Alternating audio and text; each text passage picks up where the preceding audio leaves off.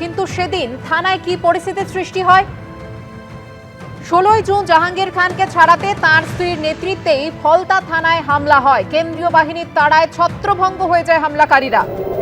দেখুন কি পরিস্থিতির সৃষ্টি হয়েছিল।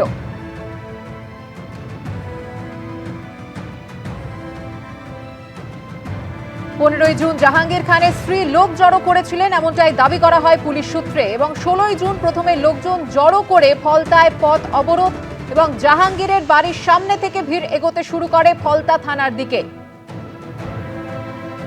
কেন্দ্রীয় বাহিনীর তাড়ায় ছত্রভঙ্গ হয়ে যায় হামলাকারীরা। সাঁতরে ওপারে উঠে ফের পরিমরি করে ছুট লাগান হামলাকারীরা।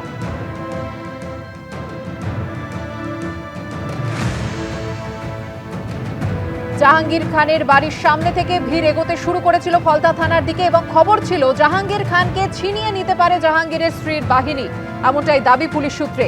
থানায় তাণ্ডব চালানোর খবরও ছিল তাদের কাছে, দাবি করেছে পুলিশ। এই প্রেক্ষিতেই পুলিশ ও কেন্দ্রীয় বাহিনী অ্যাকশন শুরু করে।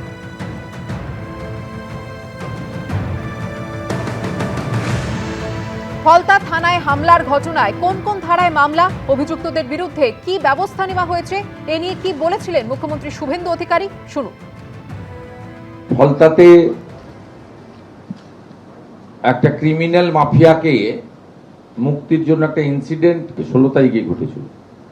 তার পরিপ্রেক্ষিতে 3টি মামলা ফলতাতে মোট হয়েছে, এবং এই মামলাগুলিতে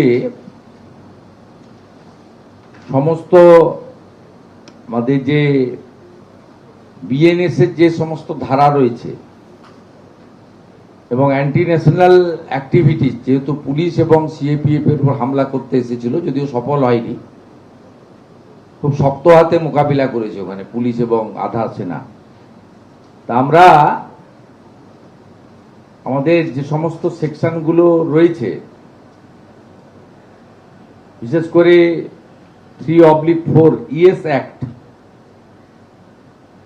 এই অ্যাক্ট আমরা লাগিয়েছি 3টেতে। এদের প্রপার্টি অ্যাটাচমেন্ট করে সরকার ক্ষতিপূরণ আদায় করবে। গ্রেফতার ফলতার পুষ্পা জাহাঙ্গীর খানের স্ত্রী। আজ সকালে ডায়মন্ড হারবার জেলা পুলিশের হাতে গ্রেফতার জাহাঙ্গীর খানের স্ত্রী।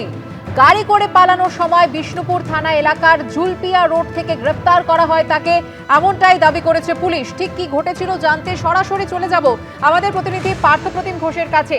পার্থপ্রতিম, কিভাবে জাহাঙ্গীর খানের স্ত্রীর খোঁজ পেল পুলিশ, কি জানতে পারছো?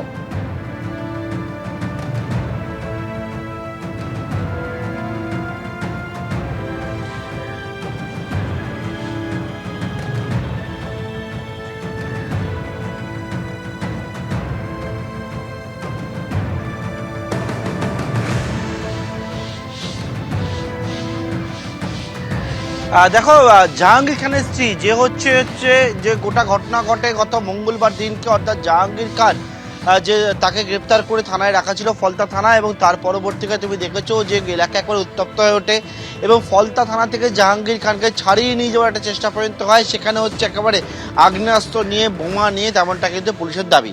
এবং এই ঘটনার পরবর্তীকালে মঙ্গলবার দিন যখন পুলিশ অ্যাকশনে নামে, যখন থানার দিকে তারা রওনা হয়েছিল, তারপরে দেখা যায় যে কেউ হচ্ছে একেবারে নদীতে ঝাঁপ দিয়ে সাঁতার কেটে সে পালায়, কেউ পুকুরে, এবং কেউ হচ্ছে একেবারে ছুটে পালায় সেখান থেকে। এই ঘটনার পর জাহাঙ্গীর খানের স্ত্রীর কিন্তু খোঁজ শুরু করেছিল পুলিশ, কিন্তু জাহাঙ্গীর খানের স্ত্রী সে হচ্ছে পালিয়ে বেড়াচ্ছিল।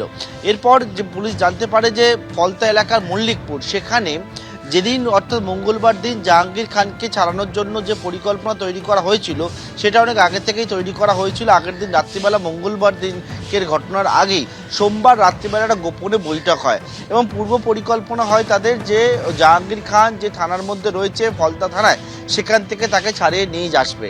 এবং এরপরেই কিন্তু পুলিশ জানাচ্ছে যে সেই মতো প্ল্যান পরিকল্পনা মতো একেবারে মঙ্গলবার সকালবেলা থেকেই জমায়েত, এবং তারপরে হচ্ছে থানার উদ্দেশ্যে রওনা। এবং এর পরবর্তীকালে তুমি দেখেছো কি পরিস্থিতি তৈরি হয়েছিল। গোটা ঘটনার পর জাহাঙ্গীর খানের স্ত্রী পালিয়ে বেড়াচ্ছিল, এবং আজকে যেমনটা জানতে পারছি, আমতলা থেকে জুলপিয়ার যে রোড রয়েছে, যেটা বারুইপুরের দিকে যায়, সেখানে একটা প্রাইভেট গাড়ি বুক করে জাহাঙ্গীর খানের স্ত্রী পালিয়ে যাচ্ছিল। তখনই হচ্ছে পুলিশের কাছে যে খবর ছিল জাহাঙ্গীর খানের স্ত্রীকে খুঁজছিল ডায়মন্ড হারবার জেলা পুলিশ, ফলতা থানার পুলিশ, তারা হচ্ছে জুলপিয়া রোডে গাড়ি থামায় এবং সেখান থেকে জাহাঙ্গীর খানের স্ত্রীকে পাকড়াও করে এবং আজকে সকাল 7টা নাগাদ জাহাঙ্গীর খানের স্ত্রীকে গ্রেপ্তার করা হয়েছে এবং তাকে আজকে ডায়মন্ড হারবার আদালতে পেশ করে নিজেদের কাস্টাডি প্রেয়ার করবে বলে তেমনটাই পুলিশ সূত্রে জানতে পারছি। এবং এই যে থানায় যে হামলার চেষ্টার যে ঘটনা, সেই ঘটনা ইতিমধ্যে পুলিশ জানাচ্ছে এখনো পর্যন্ত 27 জনকে গ্রেপ্তার করা হয়েছে। পার্থপ্রতিম, তুমি আমাদের সঙ্গে থাকো। এবিপি আনন্দ, এগিয়ে থাকে, এগিয়ে রাখে।